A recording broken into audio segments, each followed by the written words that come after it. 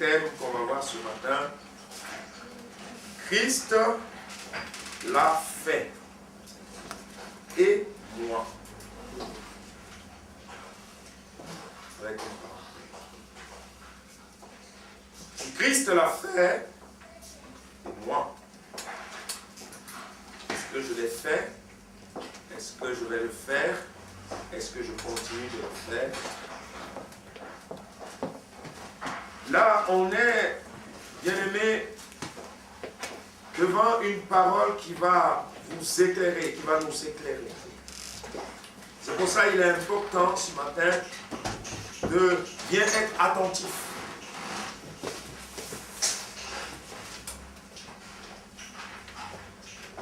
Au verset 6, Paul va parler d'un mystère. Paul va dire que ce mystère qui a été révélé, c'est que les païens sont co-héritiers et forment le même corps. Les oracles de Dieu ont été donnés au peuple juif. Moïse, sur la montagne, a reçu la parole de Dieu, les oracles de Dieu. Et les choses de Dieu étaient entre le peuple juif et Dieu. Et là, la parole de Dieu nous dit, attends, les non-juifs et les juifs peuvent se retrouver un en Christ Jésus. Comment cela est-il possible? Rappelez-vous, quand le Seigneur a dit à Pierre d'aller chez Corneille. Corneille était un non-juif. Et Pierre va dire, mais non, moi je ne peux pas aller. Et là, la vision qu'il avait reçue, le Seigneur l'a mis en alerte, en dit, attends, ce que moi j'ai déclaré pur, toi il ne faut pas que tu le déclares impur. Et là on est devant quelque chose de spécial. Nous sommes co-héritiers. Wow. En France, on sait ce que c'est les copropriétaires. En Afrique, moi je ne connaissais pas ça. C'est en Europe que j'ai connu qu'on peut être propriétaire à deux. Ah, chez nous, non. Je ne connaissais pas. Et là, c'est-à-dire que les deux peuvent devenir un. Ce mystère, c'est que les païens sont co-héritiers et forment un même corps et participent à la même promesse en Jésus-Christ par l'Évangile. La promesse que Dieu a faite à son peuple, eh bien, cette promesse, nous faisons maintenant partie si nous aussi nous venons à Christ.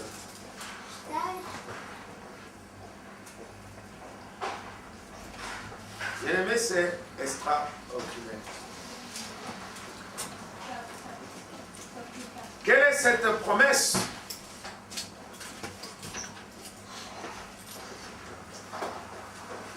Dans Galates 3, je vous lis le verset 8. Écoutez bien, parce que là, on fait en même temps un peu de la théologie biblique.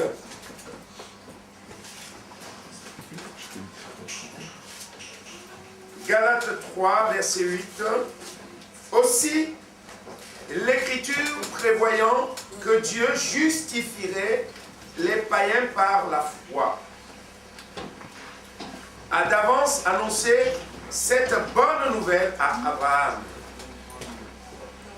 Toutes les nations seront bénies en toi, en sorte que ceux qui croient sont bénis avec Abraham, le croyant.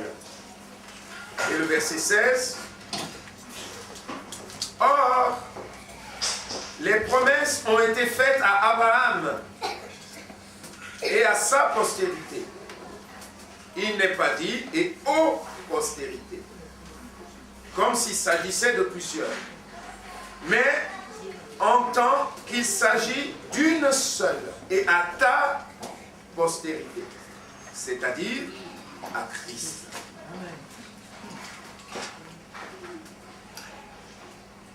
Là, on est devant quelque chose de spécial. La promesse que Dieu a faite s'est matérialisée dans la personne de Jésus. Donc, ça veut dire que tous ceux et celles qui veulent rentrer dans la promesse de Dieu, il faut qu'ils viennent à Christ. Que tu sois juif ou non juif.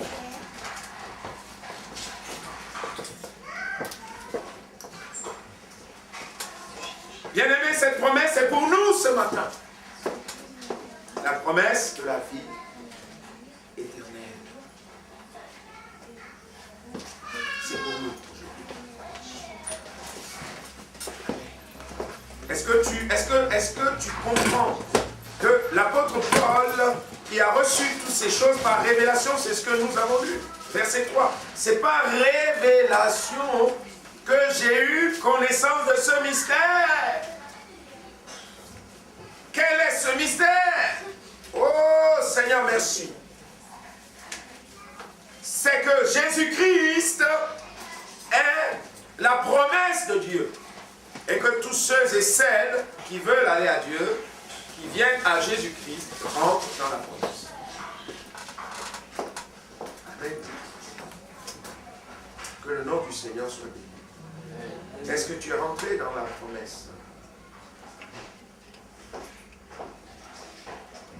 Et l'apôtre va dire au verset 8, à moi qui suis le moindre de tous les saints, cette grâce m'a été accordée d'annoncer aux païens les richesses incompréhensibles de Christ.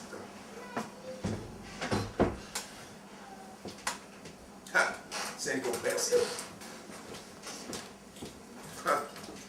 Richesse incompréhensible. Beaucoup de gens qui sont des intellectuels, ils se butent à l'évangile. Ils ne comprennent pas. Pourquoi? Ils veulent comprendre avec l'intelligence. Ils veulent comprendre avec leur intelligence, mais ils se butent. Comment un Dieu si grand, si fort, si puissant va quitter son ciel de gloire et venir donner sa vie? Non. Ils comprennent.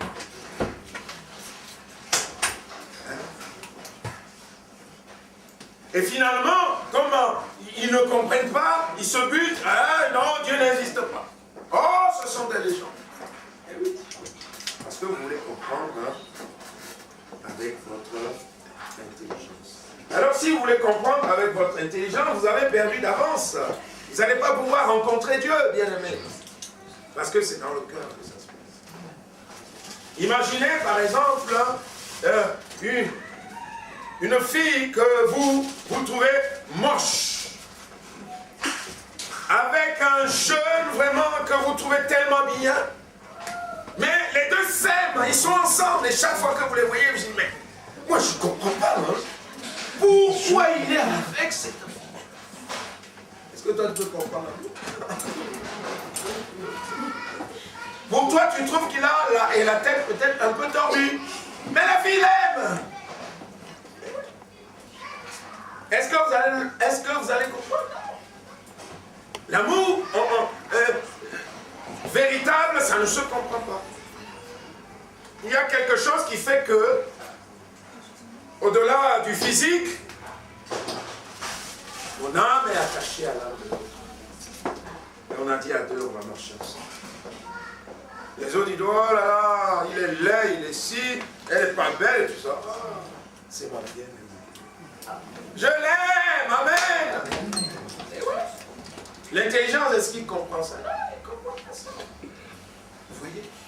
Et donc, si nous, on veut rencontrer Dieu avec notre intellect, on ne va pas y arriver.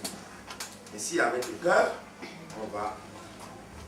Romains 10, 10, vous le connaissez. Avec le cœur, on va y arriver. C'est avec le cœur.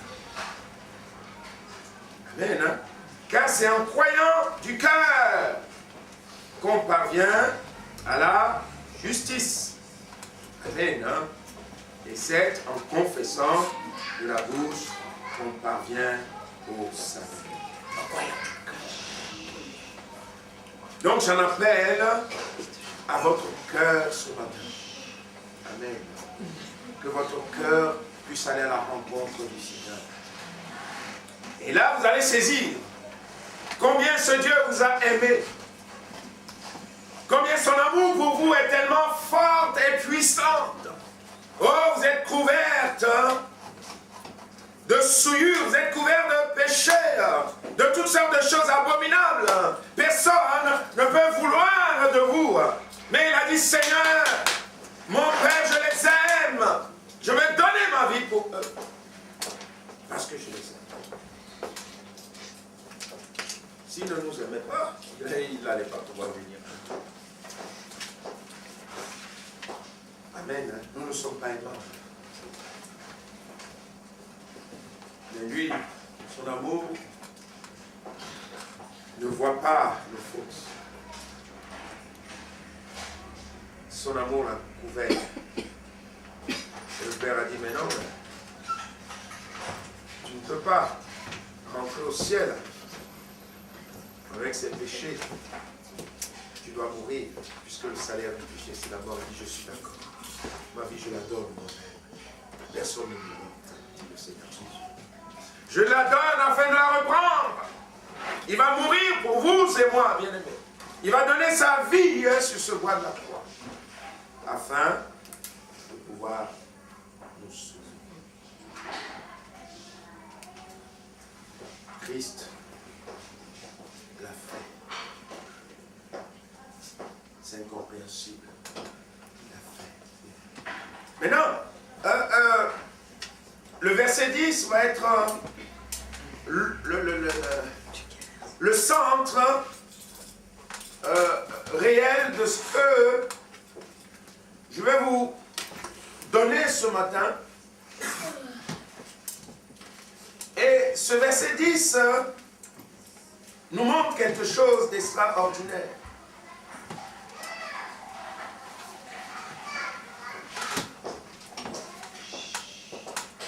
C'est des phrases tellement longues, donc pour pouvoir le couper, donc on va prendre à partir du verset 8. À moi qui suis le moindre de tous les saints, cette grâce m'a été accordée d'annoncer aux païens les richesses incompréhensibles de Christ et de mettre en lumière quelle est la dispensation du mystère caché de tout temps en Dieu. Écoutez bien. Bien, c'est important si on arrive à le saisir. Du mystère caché de tout temps en Dieu qui a créé toutes choses par Jésus, afin que les dominations et les autorités dans les lieux célestes connaissent aujourd'hui par l'Église la sagesse infiniment variée de Dieu. Oh, on est, bien aimé, devant un texte extraordinaire.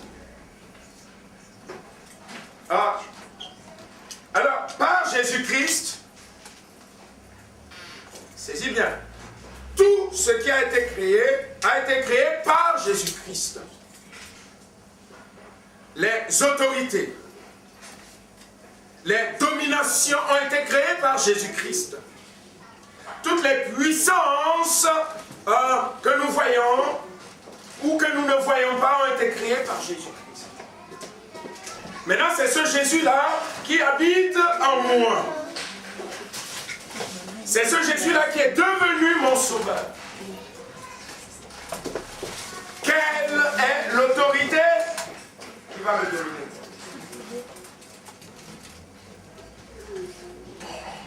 Celui qui habite en moi, c'est lui qui a créé Satan. Maintenant, c'est lui qui habite en moi. Qu'est-ce que Satan peut faire pour moi, bien-aimé? Il faut que tu l'entendes ce matin. Que si tu es en Jésus-Christ, quand Christ habite en toi, toutes les dominations lui sont soumises.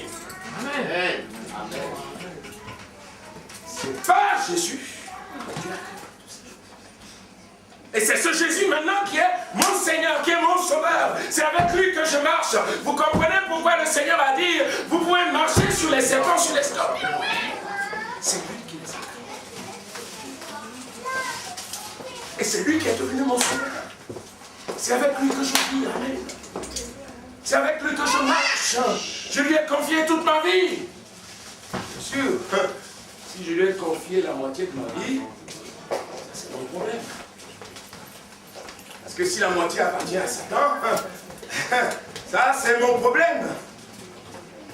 Mais si j'appartiens totalement dans le Seigneur, alors là, bien sûr,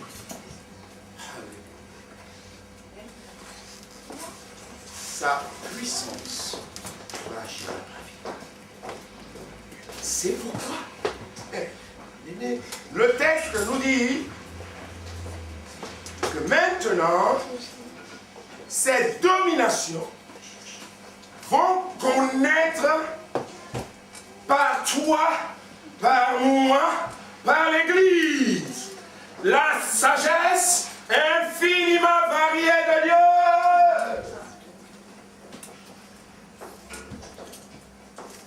Christ l'a fait.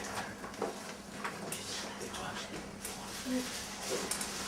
Est-ce que par ta vie, Satan connaît la sagesse infiniment variée de Dieu? Est-ce que la façon dont tu as de vivre, Satan, les démons savent la sagesse extraordinaire que Dieu t'a donnée? Est-ce que les gens du monde qui nous entourent, est-ce qu'ils voient la sagesse de Dieu dans ma vie? Alors s'ils ne le voient pas, c'est que peut-être tu n'as pas encore bien réalisé que Christ l'a fait. Amen. C'est déjà fait. C'est déjà fait. C'est déjà fait.